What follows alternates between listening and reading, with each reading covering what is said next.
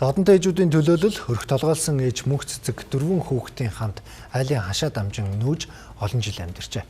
Ингээд хүүхдүүдийнхээ хүүхдийн мөнгийг цуглуулж 28 сая төгрөгөөр өөрсдийн гэсэн газар авсан байна. Харин одоо тэд өөрсдийн гэсэн байшинтай болохыг зорж хүүхдүүдийнхээ төлөө хөдөлмөрлөж байгаа.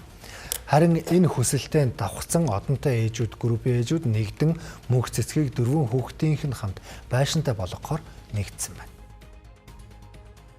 Мөнх цэцэг Монгол Улсын боловсролын их сургуулийг утга зохиолын ажилтан сэтгүүлч мэргэжлэр суралцсан төгссөн ч мэргэжлэрээ ажиллаж өөрийн карьерийг хөөж чадаагүй байна.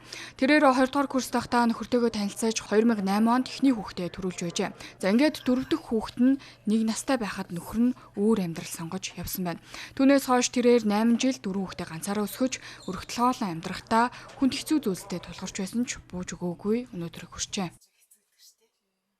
Тухайн үедээ бол ингээл жоохон гой сайхнаа мэдрэхгүй тэгэл ямар ч гэсэн дээлээ шинээр хийлгээл тэгэл хүүхдүүдэд дагуулаад тэгэл одонгоо авсан. Тэгтээ нөгөө салцсан байсан ч гэсэн манай нөхрөө ирсэн. Нэг зурганд бол хамт орсон л та. Яг би очивол хэцүү ах уу гэхээр би зүгээрээ миний хань хүрээдэр гэл хамт зураг авахулчаал тэг явчихсан. Түүний хүүхдүүд 8, 10, 15, 18 нас хүрсэн байна. Хүүхдүүд нь авьяас бэлэгтэй, хүмүүжүүлтэй тул мөнх цэцэг сэтгэлийн хаттай байж чаддаг болохоо хуалцж байлаа. Эхний хэдэн жил жоохон газар ингээл би нэг жоохон зураг санаад байт юм аа. Нөгөө ингээл уйлал ээж идэг гэсэн. Тэгээ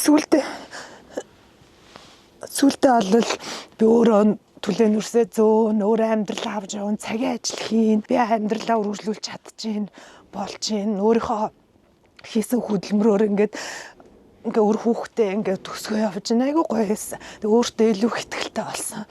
Урам авсан.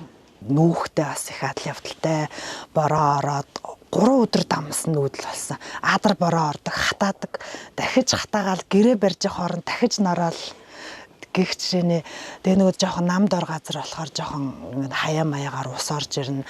Тэгээ нэг хүн амтнан гууж байгаа амбар бариул нөгөө дээврээр нь ус гоороод нөгөө хураасан хувц минь нормч гэдэг юм уу. Ер нь нэг жоохон ингээд нүүц суугаад яваад байвал маш их ядардаг, тавдахгүй байдаг учраас одоо миний хүсэл мөрөөдөл бол яаж хийж яагаад байшинтай болно гэсэн мөрөөдөлөө тэгээл явж байгаа. Манай одоо мөнх цэцгийн хувьд бол өөрөө зүгээр одоо хорооноос хин нэг юм өхийг хүлээд суудаг биш. Маш ийм аривч хямгч те юмхнаар юм хийдэг. Өөрийнхөө одоо те одоо ядаж бид нар ингээд нөө байшин бариад өгчлөө гэтэл чинь тэрийг цааш нь аваад явах хүн хэрэгтэй байхгүй юу. Тэгэхээр энэнийг бол манай мөнх цэцэг хамгийн сайн хийж чадах энэ хүн юм уу юм байна гэж бид нар бол харсан. Манай ээжүүд одоо сонгон шалгаруулах комисс гээд бас дандаа одонтой ээжүүдээр бүрдсэн ийм баг байгаа. Тэгээд тэр ээжүүд маань бол хоорондоо ярилцаад тэгээд мөнх цэцгийгээ бол сонгосон байгаа. Тий, манайх нэг энэ барилгуудын дунд ер нь их олон жилээс л та тэгэл эндээс ингээл барилгачлалт болоод одоо энэ талаас барилгачлалт болоод тий ер нь эндээс ингээд нүгэл тухайн үед би нөгөө гашаа аваагүй байсан л та. Тэгээд яасан чи гашаанд зай авахгүй гэхээр ийшээгээ нөгөө нэг айлын хаалга тогшиж яваад тэгээд харин энэ айл булахаар болоод тэр үедээ бас нөгөө яарсан тулгамдсан хүн чинь тэр үедээ л айгүй их баярлж ирсэн. Яа нэг өвөлчихсэн хүүхдүүдийнхаа сургуульд ойрхон ингээ хүүхдүүдээ явуулах боллоо гэд би тэр үед бас их баярлсан. Тэгээд ямар ч байсан хүсэж зорснараа өөрийн гэсэн газартаа боллоо. Одоо тэн дээрээ сайхан байшингаа сүндэрлүүлээд тэгээ ингээ сайхан амьдрна гэж бодож байгаа.